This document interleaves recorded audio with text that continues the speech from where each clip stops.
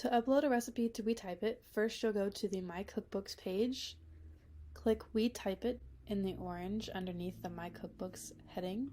If you don't have WeTypeIt credits and need to purchase some, you can also do that here. You can buy 5 credits for $3.95, 30 for $19.95, or 100 for $59.95. You'll just click Buy Now and proceed through the checkout. Otherwise, click Launch WeTypeIt. Here is where you will upload your new recipe to be transcribed. To do so, you'll click Choose Files to Upload. You'll find the folder, upload your recipe card. This must be a JPEG or a PNG. If you have an HEIC file, that's pretty common for iPhones these days. You'll need to convert that HEIC file into a JPEG or a PNG. A quick Google search of HEIC to JPEG will actually open up a ton of websites where you can upload those photos and convert them very quickly. Then you're going to name your recipe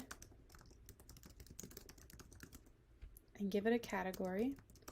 Also, if you have a second page to your recipe, make sure that you are adding that backside right here. My recipe is all on one page, but if you do have a second page or a backside of a recipe card, please make sure to click here and you'll just repeat the process to upload the back.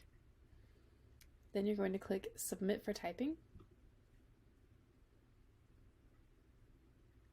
Right here it'll tell you how many credits you have remaining, and you'll receive an email as soon as your recipe has been typed. Once your recipe has been typed, you're going to go back to the WeTypeIt app, filter your recipes by recently typed, click the recipe, and then you'll review. You can see here all of my ingredients match, all of my instructions match. If anything is wrong, if you have little errors, you may need to go in and make edits. If I wanted to change this to teaspoons, I could. You can make any edit you'd like. Then you'll go down, give your transcription a review. If you're super happy, obviously a 5. If you're not, a 1. If you have any comments you'd like to make, you can make those here. Then you will save the recipe and submit for review. Now that your recipe has been typed, you can go back to your cookbooks. Once you open your cookbook, you'll go to Recipe Box and you'll see right here that your recipe has been added. To add the recipe to your cookbook, you have a couple of options. You can go to your Recipe Box, check the box, click Batch Actions, Add to Book, choose your layout, click Next. You can add it to the end of the book or into the appropriate section, hit Next again, and create your page. Or you can flip to the section. I want mine in desserts. So right here you say dessert. I'll go ahead and put it after carrot cake. I click the orange plus sign, say after this page. I'd like to add a recipe page. Choose your layout. Go to the recipe tab.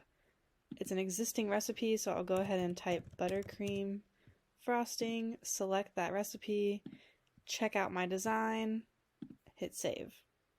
Then it adds that recipe to the book and I can continue.